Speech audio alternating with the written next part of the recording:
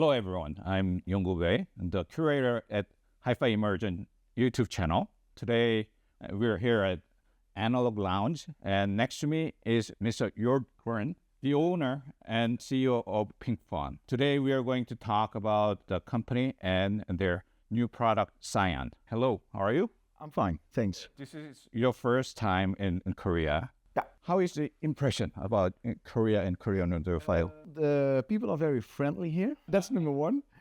And the city is very nice. So I have only been here one day now, but already I feel very welcome here. If you could describe the Pink Faun sound in 3 words, what would they be and why those? We are aiming for organic sounds, natural sounds, and so real sound. I don't prefer to use the word sound because sound is something that you can create. But if you have real music that is touching you, that is for me key number one. Sound can always be tuned in a certain direction, but musicality not. How do you define the real sound? Listening to music when it needs to hit you. You need to feel the music. That's for me priority number one. Of course, we have a few songs that we always listen to, personal songs. I will not share them, but if that is touching me, then I know something is right in the system. What's the tell that you listen like an engineer, not just an audiophile? When I'm listening to sound, you can listen to two ways. You can listen two ways to a system. One is analyzing everything, depth, soundstage, bass, treble, everything. You need sometimes, because you are developing products. But that's typically for me listening like an engineer, and maybe also as an audiophile, because for me as a music lover, I listen very different. How did you get into the music? I know my father always had a nice system, and so music was always in our house. But getting into this industry, I started as a customer at a store, and that store also built Pink Faun products. So I am not the original founder of Pink Faun, but I started working for the founder of Pink Faun, and that was in 2011, but very small. So it was not really a big brand back then. It was part of a dealership where we also had a repair shop, and we did some Pink Faun products. And in 2019, things happened, and I got the opportunity to take over the Pink Faun IP and started my own company. How did you move from being involved in development to leading Pink Faun, and what stayed the same in your priorities? What stayed the same is when I started at Pink Faun as an employee, I was taught the slogan, no sound, just music. That never changed. So that's the sound, of course, is something that's very personal, but music is a universal language and should always be there.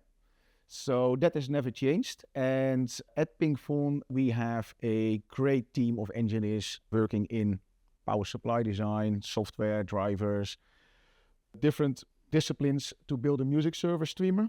I am just more overseeing and leading the company. When you got into the company, there were only 3 people, right? In 2011, when I started, I think I was the first or the second employee in that company. In 2019, I was alone.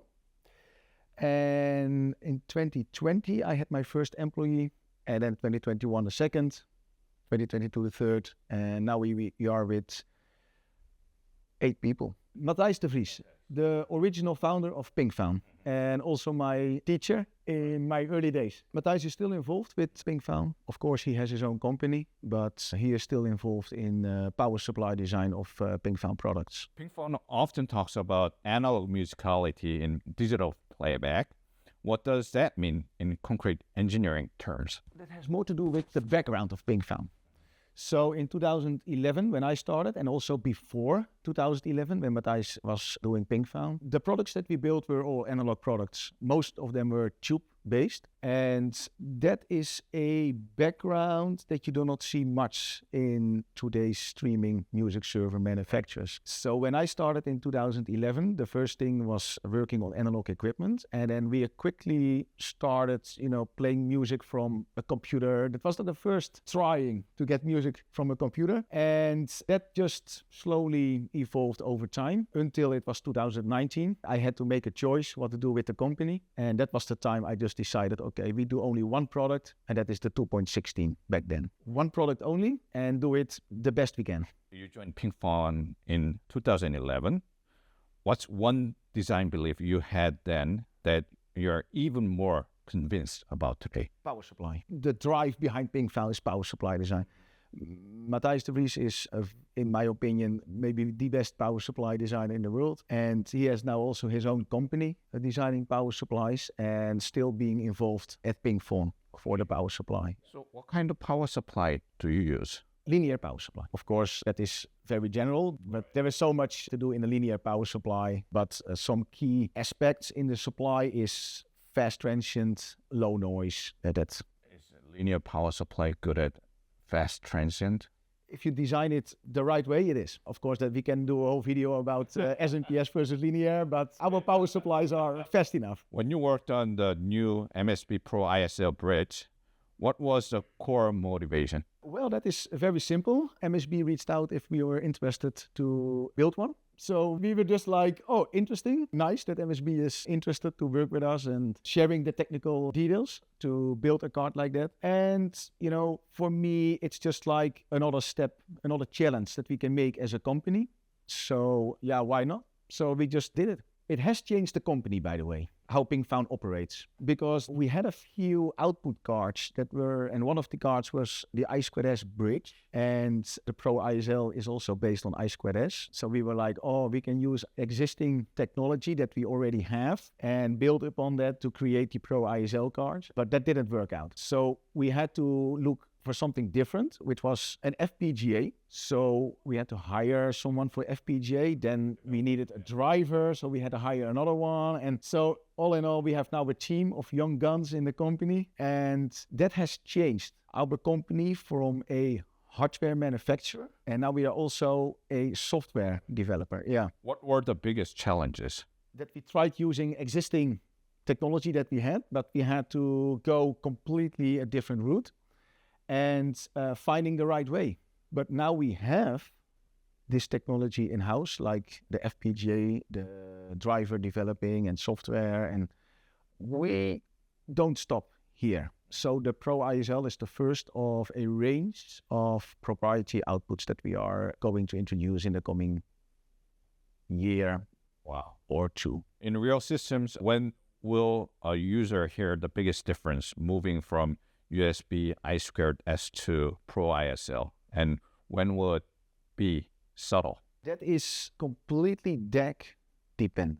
So for example, the Pro ISL is of course the proprietary connection for the MSB. So having a Pink Faun MSB, I always recommend to use the Pro ISL, of course. And it sounds better than USB, SPDIF, ASABU, or the network connection. But for example, audio nodes, SPDIF or ASABU. So it really depends on the DAC and what the DAC manufacturer prefers or advises. We know most DACs and DAC manufacturers. So if a customer wants to know what is the best connection, we can always advise. What's the best connection for that? For the DCS, that is coming in hopefully a few months. But for now, I would say USB. So something is coming for DCS. This must be hinting at more DAC partner interface coming.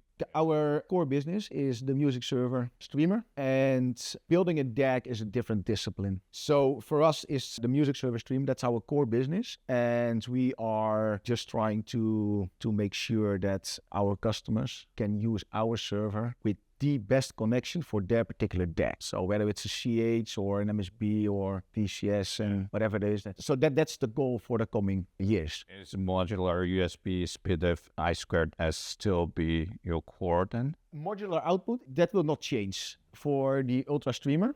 In a certain way, in the Scion, we have also a modular output system. But in the Ultra is really that the customer can do it themselves. But for the Scion, it's best to go to the dealer. When new interfaces come out or improvements are there, or we can change it. Why do you have to go to dealers for Scions? You have to remove a bit more screws than in the Ultra. So, of course, if the customer is, handy enough, he can do it himself, but we prefer that the dealers do it. Yeah.